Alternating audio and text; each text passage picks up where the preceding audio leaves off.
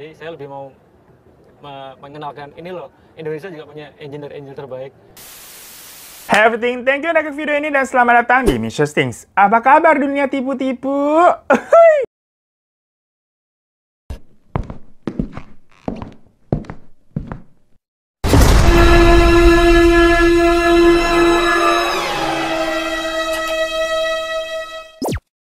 Hai gengs, PPKM kayak gini kadang suka bingung gabut gitu mau ngapain. Nah, daripada bingung-bingung mendingan kita ngerawat kulit tubuh aja nih. Yang kalau hari-hari kan kita sibuk kerja ya, mandi aja gitu buru-buru, terus langsung berangkat gitu, mau ke kampus, mau kuliah, mau atau kerja. Ya udah syukur sih mandi. Kadang-kadang pergi aja gitu pakai parfum, kadang nggak sempat, udah telat. Nah, ini saatnya deh minta maaf ke tubuh kita dengan cara manjain dengan produk rangkaian Mibelle Skin. Jadi Mibelle Skin ini tuh punya 3 step rangkaian produk, yaitu body scrub, body wash, dan body lotion. Ya masing-masing ada 3 varian juga tuh, ada pink, ada biru, sama ada kuning dengan manfaatnya beda-beda. Tapi hari ini gue mau review yang pink dulu ya. Nanti yang biru sama kuning besok-besok deh. Soalnya yang pink ini tuh unik banget gengs, karena dia punya kandungan niacinamide yang bisa mencerahkan kulit. Dimana kalau niacinamide kan kita dengarnya biasa di produk skincare buat muka tuh. Nah ini di produk body care buat satu badan. Jujur gue belum pernah sih nemuin ada niacinamide di produk lain kayak gini nih. Seorang kan Mibelle yang pink ini tuh cocok deh buat manjain kulit seharian di rumah biar perawatan kayak di sepa-sepa. Pertama pakai body scrubnya yang pink ini yang lumayan gede-gede butirannya, jadi mantep tuh buat gosok-gosok daki yang numpuk. Kalau udah gosok-gosok di seluruh badan, bilas deh pakai body washnya ini. Jadi mandi dengan 2 rangkaian aja. Ini body scrub sama body washnya itu tuh kayak kulit udah lembut, udah harum banget kan, nempel seharian. Tapi apalagi ditambah sama body lotion ini selesai mandi, lengkap udah. Kulit itu berasa lembab dan halus seharian, gengs. Apalagi nih kalau di rumah aja udah deh enak banget, berasa kulit tuh adem gitu. Pokoknya kalian wajib cobain deh. Mau beli satuan body scrub, body lotion, atau body washnya ini bisa, atau langsung paketan juga terserah deh. Kalian cek aja di Shopee, linknya ada di bawah. Tapi jangan lupa pakai kode voucher ini biar dapetin diskonnya. Dan follow Instagramnya juga @mibelleskin. Kalau mau nanya-nanya langsung DM ke mereka aja. Pokoknya perawatan di rumah nih berasa spa seharian. Hai gengs, kayaknya nih hari gini itu semua orang pada gila-gila viral ya, gila-gila pengakuan. Mau utang sana sini, tipu-tipu sana sini. Yang penting di luaran nih image-nya bagus, attitude-nya bagus, kelihatan orang pinter, kelihatan orang tajir, yang serba wah. Ya namanya juga pencitraan kan. Ya kalau emang beneran adanya kayak begitu, maksudnya emang beneran kaya, beneran pinter, subhanallah banget. Tapi rata-rata orang-orang yang terlalu show off itu ujung-ujungnya kosong alias tukang bohong, tukang ngeprank, yang sekarang apa-apa juga prank ya. Di mobilnya berdua sama pacar, ceritanya kameranya disembunyiin tuh buat ngeprank. Mohon maaf, dashboard mobil kan segitu-segitu aja ya. Itu ceweknya katarak apa bagaimana kagak ngeliat ada kamera? Udah gitu berkali-kali lagi kenanya. Kayak pas ngeliat kontennya ngeprank mulu di mobil. Lah fix itu ceweknya suruh periksa mata deh. Anyway, ini ada satu kasus di mana ada orang yang lebih berani dia ngepranknya nih, gengs. Karena bukan cewek doang yang diprank, tapi satu Indonesia, sampai Mbak Najwa Shihab nih, Mata Najwa tuh di-prank juga sama dia. Kayak berani-beraninya loh. Tapi nggak cuma sampai di situ. Koran kredibel macam kayak Kompas dan Tempo, terus juga Kementerian Riset dan Teknologi itu juga di-prank sama dia. Gila nggak? Jadi ini nih, penipu kelas kakap jatuhnya. Bukan buaya lagi, tapi T-Rex. Dan ini tuh jadi kasus yang bener-bener kayak bikin nggak gitu, nggak percaya. Nah, master tipu-tipu ini itu bernama Dwi Hartanto, yang merupakan pemuda kelahiran Yogyakarta. Dia sih ngakunya lahir pada tanggal 13 Maret 1988 dan mengklaim kalau dia itu lulusan dari Tokyo University, jurusan Science. Wih, canggih banget nggak tuh? Gambaran image citra orang-orang jenius, wah, udah langsung kebentuk itu. Dengar dari background pendidikannya tadi, gemeter orang kalau dengar. Bisa kuliah di Jepang, yang merupakan salah satu negara pengembang teknologi tercanggih. Jurusan sains lagi. Nah, setelah selesai menyelesaikan sarjana S1-nya tadi di Jepang itu, dia kemudian melanjutkan S2-nya di Belanda, geng. Yang merupakan salah satu universitas terbaik di Belanda. Di sana, Dwi ini mengaku melanjutkan studi di bidang aerospace, yaitu semacam jurusan yang berhubungan dengan udara dan luar angkasa gitu lah, geng. Nah, tapi nggak sampai di situ aja. Setelah lulus di S2, Dwi melanjutkan kuliahnya lagi untuk mengambil gelar doktoral alias S3 tuh di bidang aeronautika. Jadi dia mengambil universitas yang sama S2-nya di Belanda yang kayak tadi tuh. Biar bener-bener apa ya, mendalami banget jadi spesialis lah. Udah ngelotok itu ilmu. Dan karena dianggap sebagai orang yang jenius, yang apa ya, mengharumkan nama bangsa berarti tuh. Di kancah internasional, berita tentang Dwi Hartanto ini yang jadinya terdengar inspiratif ya, diangkat oleh media-media besar di Indonesia. Diketahui, Dwi ini pertama kali diwawancara dan masuk ke media berita itu pada tahun 2009 di Kompas, geng. Nah, dari hasil wawancara itu, terbitlah ada nih satu artikel dengan headline nih, mahasiswa RI luncurkan satelit di Belanda tahun 2010. Di dalam beritanya, Dwi itu mengaku kalau dia merupakan warga negara Indonesia dengan prestasi yang no play bosku. Soalnya dia ini meluncurkan nano satelit yang dia namakan Delphi M3XT. Lah kita mah taunya nama Delphi mah coklat aja kali ya. Yang mana nano satelit ini dijadwalkan akan rampung dan diluncurkan pada pertengahan tahun depan katanya, di tahun 2010 tuh. Dan gak cuma itu aja, Dwi juga mengaku kalau sebelumnya dia pernah tuh menerbangkan nano satelit seri lain bernama Delphi C3 atau C3 lah gitu Inggrisnya. Pokoknya setelah berita itu rilis, di tahun selanjutnya kok kayak nggak ada follow up lagi beritanya ya tentang nano satelit tadi udah terbang apa belum. Pokoknya tahu-tahu beritanya kayak hilang aja, macam orang ngeghosting gitu, sampai pada tahun 2015, si Dwi ini lagi-lagi membuat heboh berita-berita di mana tuh fotonya dengan besar tertampang di koran online Tempo, geng. Ya maksudnya sekelas Tempo kan bisa dibilang kredibel ya, geng. Bukan situs berita kacangan yang biasanya tuh kejar tayang dengan berita-berita yang agak kurang penting, kayak ngeberitain si artis ini beli cupang atau si artis ini kagak bisa ngupas salah. Ya terus kita yang baca kudu piye emang. Jadi nih, dengan nama besar dan image yang kredibel tadi seharusnya berita-berita yang ditayangkan udah melalui seleksi kan. Nah, di tahun 2015 itu, Dwi berkesempatan mendapatkan eksklusif interview tentang prestasinya di luar negeri oleh Tempo, geng. Berita itu kemudian tayang pada Tempo Online dengan judul nih, mahasiswa asal Indonesia di Belanda sukses orbitkan satelit, yang terbit pada 3 Juli 2015. Saat itu, Dwi ini mengaku kalau dia dan timnya sudah naik kasta katanya. Gak main lagi sama nano satelit itu, ya lebih sederhana kayak di 2010. Pokoknya menurut Dwi, dia dan timnya ini telah berhasil meluncurkan wahana peluncur satelit yang dia namakan The Apogee Ranger P7S, yang kemudian disingkatnya jadi Taraf 7S. Namanya mirip HP ya, ada 7S-nya gitu, abis itu 8S kali atau 8S plus.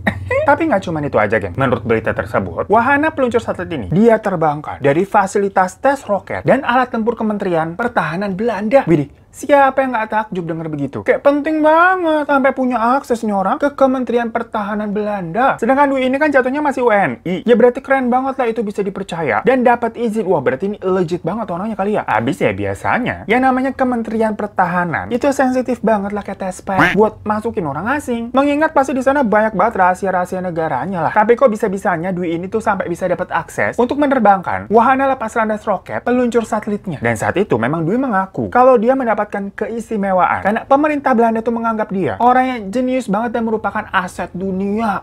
Makanya kemampuan itu mungkin dilihat nih sama Belanda nih. Wah, bisa nih orang dipakai untuk membuat inovasi-inovasi yang berguna bagi negaranya, bagi Belanda maksudnya. Jadi udah ditandain nih orang nih mau direkrut. Nah, media Indonesia yang mendengar pernyataan Dwi itu geger menjadikan si Dwi ini viral. Sampai beritanya di mana-mana waktu itu. Ya tahu sendiri kalau media-media di sini tuh ngasih judul suka heboh-heboh kan. Tapi di tahun berikutnya, yaitu pada tahun 2016, tersebarlah foto-foto si Dwi ini bersama almarhum B.J. Habibie yang saat itu masih seger nih foto beliau. Dan setelah dikonfirmasi ke si Dwi, menurutnya foto itu diambil ketika dia memang bertemu langsung bersama beliau nih, bersama Habibie, yang memang katanya Habibie lah yang meminta langsung untuk bertemu dirinya, jadi secara khusus gitu. Katanya soalnya ingin berdiskusi mengenai proyek besar di Dirgantara Indonesia. Nah kan, media lagi-lagi langsung heboh memberitakan, gila nih, ada orang semuda itu, semuda si Dwi, tapi sudah mendapatkan suatu kehormatan yang diakui sama Habibie buat join di Dirgantara Indonesia, yang merupakan industri pesawat terbang yang pertama dan bahkan satu-satunya di Indonesia dan di Asia Tenggara, geng. Hebat nggak tuh? Nah, namanya meroket itu kemudian membuat Dwi diundang untuk tampil di acara Mata Najwa. Yang waktu itu soalnya belum ada Brownie sama Rumpino Secret, yang kalau viral orang-orang pasti diundangnya ke situ kan.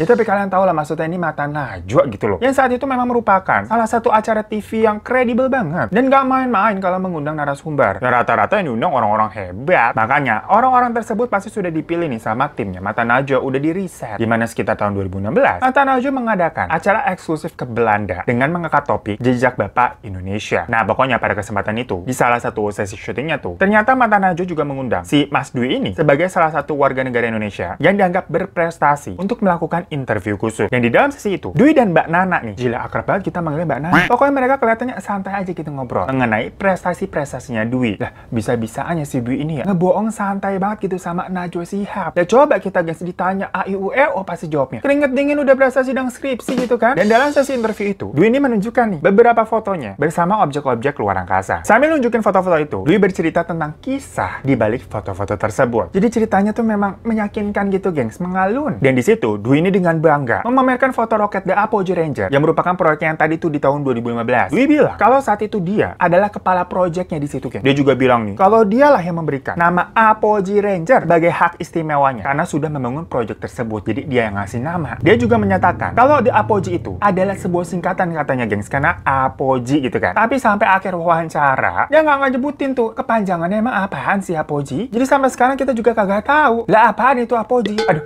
si Dwi gimana sih bikin kita kagak bisa tidur, kan penasaran itu Apogee apa? Kira-kira menurut kalian Apogee itu singkatan apa? Komen di bawah ya. Dwi juga bilang nih kalau pemerintah Belanda itu membebaskan dia untuk memilih kayak elemen warna di proyek tersebut mengingat Apogee itu kan ciptanya dia. Dan karena rasa nasionalisme yang tinggi nih, dia mengaku menambahkan elemen bendera Indonesia pada roket tersebut. Dia juga bercerita kalau dia itu kenal dengan Ring 1 ESA atau European Space Agency yang bisa dibilang itu apa ya? Institusi aerospace yang elit banget. Sulit pokoknya dijangkau sama orang awam. Jadi kalau orang nih sampai punya akses ke situ, ini membanggakan sekali. Pasti penting banget itu orang. Ditambah lagi, dia bilang kalau dia itu satu-satunya orang Asia yang terlibat dengan proyek tersebut. Jadi lu bayangin seberapa kerennya ini orang. Sampai-sampai katanya nih, Belanda sering banget nawarin dia untuk pindah ke warganegaraan. Karena dirinya ini merupakan suatu aset yang berharga gitu. Nggak kayak lu pada nih, beban orang tua. Meskipun begitu, Dwi mengaku kalau dia nggak mau pindah ke warganegaraan, geng. Karena rasa cintanya terhadap Indonesia. Jadi nasionalismenya tuh,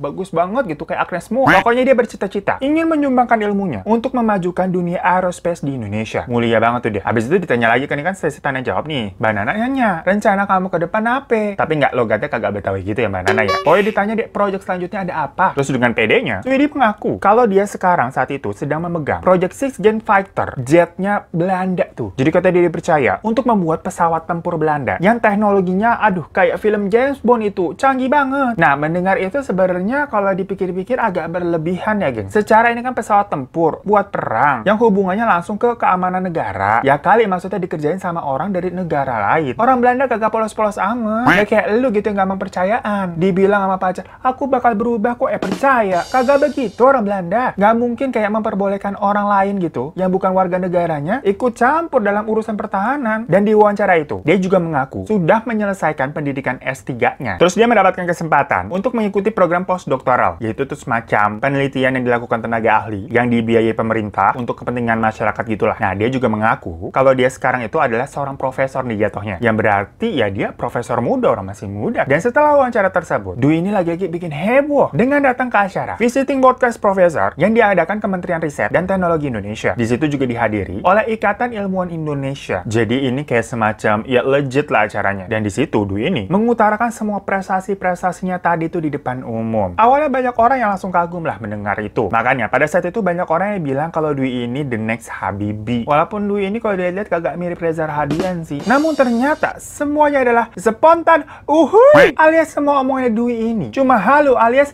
dunia tipu-tipu. Kayak kalian lihat di situ ada kamera, di situ ada kamera.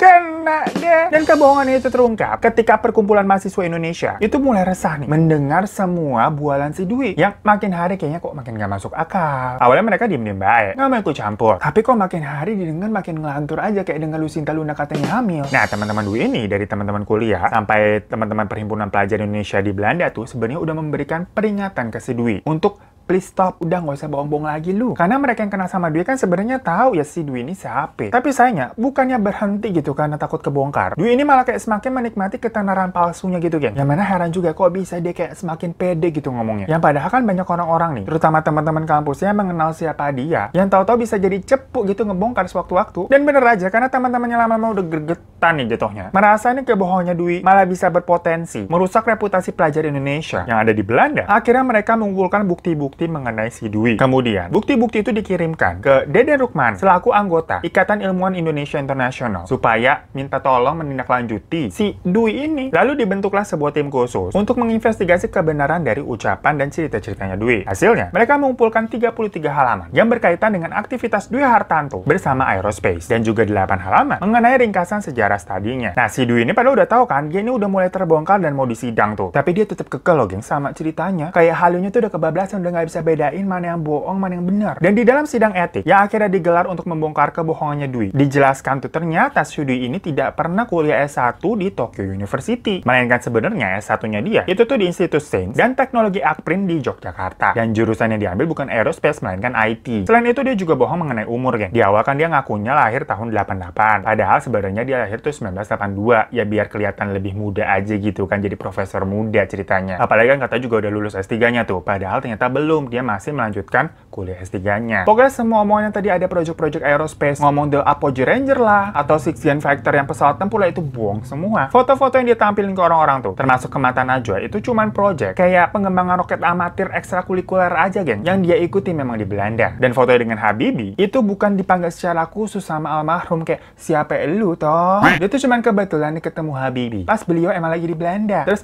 minta foto ya pak, gitu. Kayak kita ketemu artis gitu minta foto. Dan atas kebohongannya itu, dia menjalani sidang kode etik dan harus menulis pernyataan tentang semua kebohongannya. Tapi sebenarnya gengs, Dwi ini tuh pinter kok. Bukan yang kayak bodoh terus ngaku-ngaku, enggak juga. Dia beneran sekolah S3 gimana pun juga walaupun belum lulus memang. Tapi sekolahnya itu dapat beasiswa dari Indonesia. Tapi kenapa bisa blunder begitu ya? Jadi karena kehaluannya itu tuh malah menghancurkan semua reputasinya yang dia udah bangun. Dan otomatis jadi viral perkara dia ngeprank satu Indonesia. Sampai beasiswa tadi yang dia dapat buat S3 di Belanda dicabut. Kan malah ambiar ya kalau begitu ya. Sayang banget loh, padahal harusnya di bulan Julinya di tahun 2017, kalau dia nggak berulah begitu ya, dia ini bisa menjalani sidang skripsi untuk doktoralnya gitu. Tapi ya semuanya jadi pupus. Nah harusnya waktu itu nih Mas Dwi nih bilangnya, pas udah ketahuan nih, bilang aja lu lagi kesurupan, ketemplokan begitu. Jadi semua yang diucapkan tuh sebenarnya bukan dari mulut lu, tapi dari makhluk gaib gitu. Pasti pada percaya kalau yang mistis-mistisan ceritanya.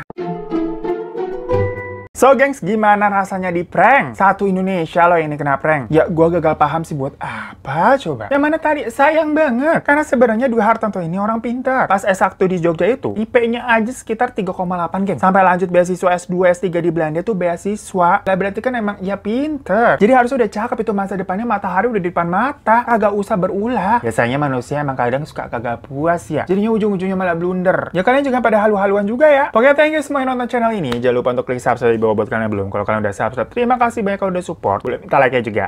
Dan jangan lupa juga follow Instagram gue @hirotalivan. Sampai jumpa di kasus media selanjutnya. Assalamualaikum.